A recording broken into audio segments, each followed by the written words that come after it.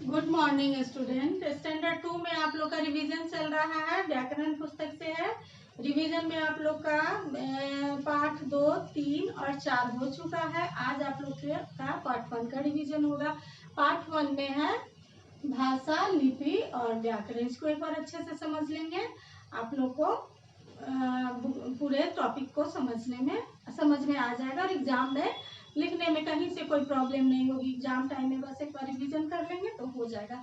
आइए, आज है आप लोग को भाषा, लिपि और व्याकरण। इस तीनों टॉपिक को एक बार मैं फिर से रिवीजन करवा देती हूँ। क्वेश्चन आंसर तो आप लोग का हो चुका है बुक में और कॉपी दोनों में हो चुका है। प्रश्नोत्तर जो था वो कॉपी में हो गया है और क्वेश्चन आंसर जो है और बाकी का क्वेश्चन आंसर जैसे मैच द फॉलोइंग है, वैकल्पिक है, फिलिंग द ब्लैंक्स है, ये सब बुक में भी कर चुके हैं। आप लोग का पूरा चैप्टर कंप्लीट है। आज आप लोग रिवीजन एक बार कर लीजिए, अच्छा रहेगा आप लोग के लिए।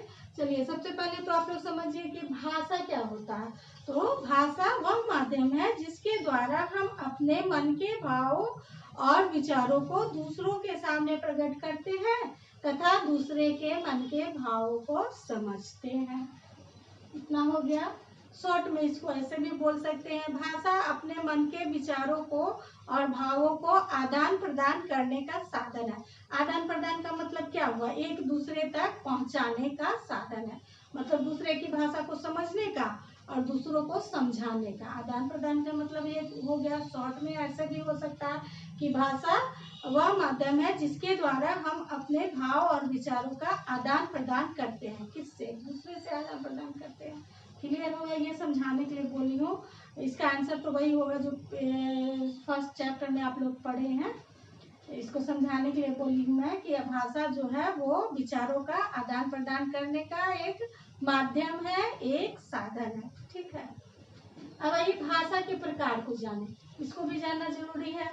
भाषा कितने प्रकार के होते हैं? तो भाषा 3 प्रकार के होते हैं। कौन कौन से हैं?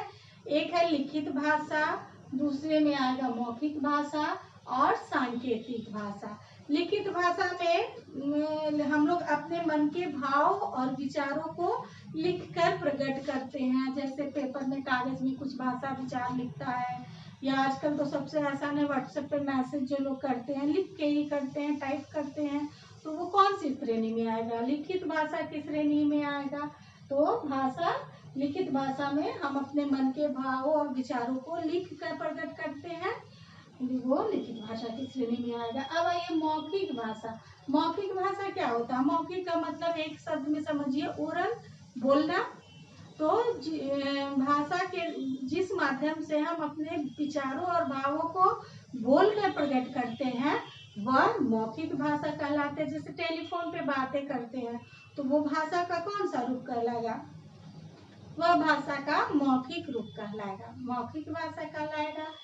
और थर्ड नंबर में है सांकेतिक भाषा। सांकेतिक भाषा का मतलब क्या होता है? इशारों द्वारा अपनी बातों को दूसरों को समझाना और इशारों से ही बातों को समझना। मान लीजिए हमारे समाज में बहुत से बच्चे हैं जो न सुन सकता है न बोल सकता है, तो वो कौन सी भाषा का यूज करेगा? मुंह से तो न बोलेगा न लिख सकता है, तो वो सांकेतिक भाषा का इस्तेमाल करेगा। इशारे से अपने मन के भाव को बताता है और इशारा द्वारा ही समझता है। आजकल बहिरों के लिए समाचार देखते हैं आप लोग, उन लोग के लिए स्पेशल बुलेटिन जो है वो क्या है? इशारों द्वारा सांकेतिक भाषा को समझाना, वो सांकेतिक भाषा के अंतर्गत आएगा। अब आइए लिपि। भाषा को लिखने के लिए जिन चिन्हों का प्रयोग किया जाता है, जिन ध्वनि चिन्हों का प्रयोग किया जाता है वह लिपि कहलाता है। लिपि बहुत आसान है। भाषा को लिखने के लिए जिन चिन्हों का प्रयोग करते हैं वह लिपि कहलाता है। एक लाइन में हो गया। थर्ड में है व्याकरण। देखिए यहाँ स्टेप बाय मैं समझा रही हूँ। भाषा हो गया, लिपि हो गया, लास्ट है व्याकरण। इसको समझिए। व्याकरण क्या है? व्याकरण द्वारा हम भाषा को शुद्ध पढ़ना, लिखना और बोलना सीखते हैं। व्याकरण वह शास्त्र है जो भाषा को शुद्ध रूप से बोलना, लिखना और पढ़ना सिखाता है। ठीक है। अब हम लोग कौन कौन से चीजों को शुद्ध रूप से बोलना और पढ़ना सीखते हैं? तो सबसे पहले में वर्ण। वर्ण में क्या आएगा? क, ख, अ, आ, कुछ भी आ सकता है। वर्ण में अ, आ, क, ख, ग, घ, स्वर वर्ण और व्यंजन वर्ण दोनों आ सकते हैं। तो इसको शुद्ध से हम लोग कैसे, जैसे क लिखा हुआ है तो इसको ट तो नहीं ना पढ़ेंगे, जो लिखा हुआ है उसी का उच्चारण करना, जो है वर्ण का सही उच्चारण करना हम लोग को कौन सिखाता है, व्याकरण सिखाता है। उसी तरह से है शब्द में, शब्द में जैसे है आम, स्कूल, जाना, खाना, कुछ भी हो सकता है। तो शब्द को हम लोग सही बोलना और सही लिखना किससे सीखते हैं, व्याकरण से सीखते हैं। वाक्य बनाना, वाक्य में क्या होगा, मुझे घर जाना है, मैंने घर जाना है आप लोग लिखेंगे तो गलत हो जाएगा, शुद्ध नहीं हुआ। तो व्याकरण के माध्यम से हम लोग भाषा को शुद्ध से लिखना सीखते हैं। और एग्जाम्पल इसका होगा, मोहन स्कूल जाता है, सीमा खाना खाती है। ये सब वाक्य हुआ जो शुद्ध लिखना और बोलना हम व्याकरण के द्वारा ही सीखते हैं। आज आप लोग का ये रिवीजन कंप्लीट हुआ। चैप्टर 2, 3, 4 तो पहले ही हो चुका था, 1 बचा हुआ था, 1 को आज मैं करवा दी हूँ। आप लोग इसको एक बार रिवीजन कर लेंगे, याद कर लेंगे और एक एक लाइन में आंसर लिख लेंगे कॉपी में।